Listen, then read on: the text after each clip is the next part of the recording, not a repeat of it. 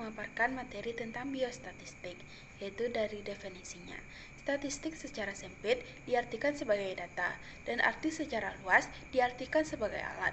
Alat untuk menganalisis, alat untuk membuat keputusan. Statistik digunakan untuk membatasi cara-cara ilmiah untuk mengumpulkan, menyusun, meringkas, dan menyajikan data penyelidikan. Nah, selanjutnya kita bahas ruang lingkup statistik. Yang pertama yaitu statistik deskriptif. Statistik deskriptif adalah statistik yang digunakan untuk menggambarkan atau menganalisis suatu statistik hasil penelitian, tetapi tidak digunakan untuk membuat kesimpulan yang lebih luas. Nah, penelitian ini tidak bermaksud untuk membuat suatu kesimpulan terhadap populasi dari sampel yang diambil. Statistik yang digunakan adalah statistik deskriptif. Selanjutnya, statistik inferensial. Statistik inferensial adalah statistik yang digunakan untuk menganalisis data sampel. Nah, dan hasilnya akan digeneralisasi untuk populasi di mana sampel diambil. Nah, terdapat dua jenis statistik inferensial, yaitu statistik parametrik dan non-parametrik. Statistik parametrik digunakan untuk menganalisis data yang berbentuk interval dan rasio, sedangkan statistik non-parametrik digunakan untuk menganalisis data yang berbentuk nominal dan ordinal. Yang pertama, variabel independen. Variabel independen sering disebut sebagai variabel bebas. Variabel bebas merupakan variabel yang mempengaruhi atau menjadi sebab perubahan atau timbulnya variabel dependen. Selanjutnya, variabel dependen. Variabel dependen sering disebut sebagai variabel terikat. Variabel yang terikat merupakan variabel yang dipengaruhi atau yang menjadi akibat karena adanya variabel bebas. Nah, selanjutnya variabel moderator, yaitu variabel moderator merupakan variabel yang mempengaruhi hubungan antar variabel dependen dengan variabel dependen. Nah, variabel ini disebut sebagai variabel dependen kedua. Selanjutnya, variabel intervening, yaitu variabel intervening adalah variabel yang secara teoritis mempengaruhi hubungan antara variabel independen dan variabel dependen, tetapi tidak dapat diamati dan diukur. Selanjutnya, yaitu variabel kontrol.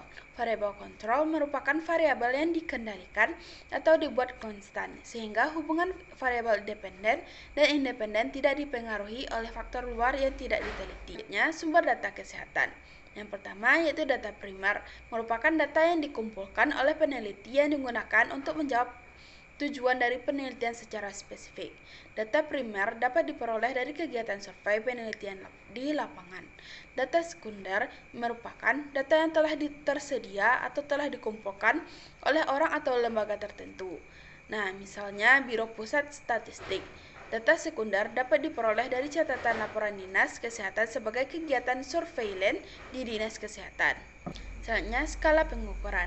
Yang pertama yaitu skala nominal. Skala nominal adalah data yang dapat digolongkan secara terpisah atau secara kategorik. Contohnya jenis kelamin yaitu laki-laki dan perempuan. Selanjutnya, skala ordinal. Skala ordinal yaitu adalah data yang berbentuk ranking atau peringkat. Nah, di mana jarak antara satu ranking dengan ranking yang lain belum tentu sama. Contohnya tingkat pendidikan SD, SMP, SMA, PT. Selanjutnya, skala interval. Data interval adalah data yang jaraknya sama tetapi tidak mempunyai nilai 0, absolut atau mutlak. Contohnya suhu. Selanjutnya, skala rasio. Data rasio adalah data yang jaraknya sama dan mempunyai nilai 0 mutlak. Selanjutnya, metode pengumpulan data. Metode observasi adalah suatu metode pengumpulan data yang dilakukan oleh peneliti untuk mencatat kejadian atau peristiwa dengan menyaksikannya. Selanjutnya, metode dokumentasi. Metode dokumentasi dilakukan jika tidak dimungkinkan bagi peneliti untuk melakukan kontak dengan pelaku atau subjek penelitian. Selanjutnya, metode survei. Metode survei merupakan suatu metode pengumpulan data dengan menggunakan instrumen kuesioner atau wawancara untuk mendapatkan tanggapan dari responden yang disampel. Selanjutnya, metode eksperimen merupakan metode dengan melakukan perlakuan. Syarat alat ukur. Syarat alat ukur ya. Selanjutnya, syarat alat ukur. Syarat alat ukur yang baik seharusnya memenuhi validitas dan reliabilitas dari pengukuran. Validitas adalah merupakan suatu kesesuaian antara alat dan apa yang diukur. Sedangkan reliabilitas yaitu hasil dari beberapa kali pengukuran, tetapi hasilnya tetap sama. Penyajian data yaitu setiap penelitian dapat disajikan dari berbagai bentuk. Prinsip dasar penyajian data adalah bagaimana data dapat komunikatif dan lengkap, dalam arti data yang disajikan dapat menarik perhatian pihak lain untuk membaca dan mudah dipahami. Nah, beberapa penyajian data antara lain yaitu penyajian data dengan tabel, grafik, diagram, lingkaran, dan piktogram. Jenis penyajian tabel dan kegunaannya. Yang pertama yaitu tabel. Penyajian data dalam bentuk tabel banyak digunakan karena lebih efisien dan cukup komunikatif. Nah, ada dua macam tabel, yaitu tabel biasa dan tabel distribusi frekuensi. Nah, setiap tabel berisi judul tabel, judul setiap kolom, nilai data dalam setiap kolom, dan sumber data dari mana data tersebut diperoleh. Nah, tabel dapat disajikan berdasarkan skala data, tabel data nominal, tabel data ordinal, dan tabel data interval. Selanjutnya yaitu grafik. Yang pertama yaitu grafik garis. Grafik biasanya digunakan untuk menunjukkan perkembangan suatu keadaan atau tren peningkatan atau penurunan suatu. Hal ini akan menampak secara visual melalui grafik dalam grafik. Kedua yaitu grafik batang. Grafik batang biasanya disajikan untuk membandingkan dua karakteristik dari subjek. Yang ketiga yaitu diagram. Diagram pie biasanya digunakan untuk menggambarkan berdasarkan proporsi, misalkan jenis kelamin. Yang pertama, ukuran terdensi sentral. Yaitu data tunggal. Yang A-nya mean. Mean merupakan teknik penjelasan kelompok yang didasarkan atas nilai rata-rata dari kelompok yang dimaksud. Nah, rata-rata didapatkan dengan menjumlahkan data seluruh individu dalam kelompok, kemudian dibagi dengan jumlah individu yang ada pada kelompok tersebut. Nah, range adalah nilai yang mewakili himpunan atau kelompok data. Nilai rata-rata yang diumumkan cenderung terletak di tengah atau suatu kelompok data yang dirumuskan atau disusun menurut besar kecilnya nih. Yang selanjutnya yaitu median. Median adalah suatu teknik penjelasan kelompok yang didasarkan atas nilai tengah dari kelompok data yang telah disusun. Urutannya dari terkecil sampai yang terbesar, atau sebaliknya dari yang terbesar ke terkecil. Selanjutnya yaitu modus. Modus merupakan nilai yang sering muncul. Yang ketiga yaitu ukuran penyimpangan, yaitu A. Rentang. Rentang merupakan range atau jarak data yang terbesar dengan data yang terkecil. Selanjutnya varian. Varian merupakan jumlah kuadran semua deviasi nilai-nilai individu terhadap rata-rata kelompok. C. Simpangan batu. Data tunggal yaitu simpangan batu. Standar deviasi merupakan akar dari variasi. 4 yaitu kuartil, desil, dan persentil. A. Kuartil. Kuartil merupakan nilai yang memisahkan tiap-tiap 25% frekuensi dalam distribusi. Dalam kuartil ada 3 macam, yaitu kuartil pertama, kuartil 2, dan kuartil 3. Kemudian yaitu desil. Desil merupakan nilai yang memisahkan setiap 10% dari distribusi kelompok, yaitu persentil. Persentil merupakan nilai yang memisahkan setiap 1% pada distribusi kelompok. Selanjutnya sampling dan metode sampling. Definisi dan pengertian sampling. Sampling adalah pengambilan sebagian dari populasi untuk diteliti. Tujuannya adalah menghemat tenaga, waktu, biaya, dan materi, serta mendapatkan sampel yang representatif. Nah, agar kesimpulan penelitian akurat. Nah, penentuan cara pengambilan sampel tergantung pada peneliti.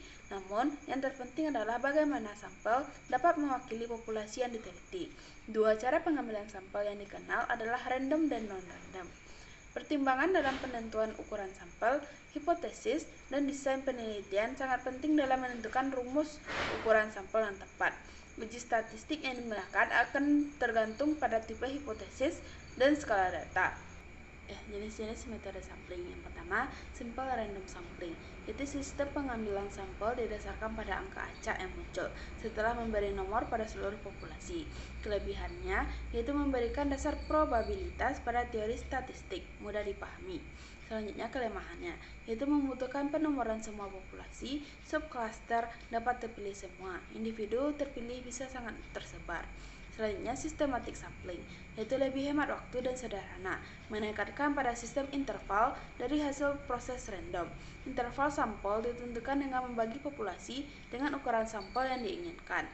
Selanjutnya stratified sampling, yaitu memisahkan populasi ke dalam beberapa strata yang saling terpisah, biasanya berdasarkan karakteristik atau tipe populasi. Alokasinya proporsional sering digunakan.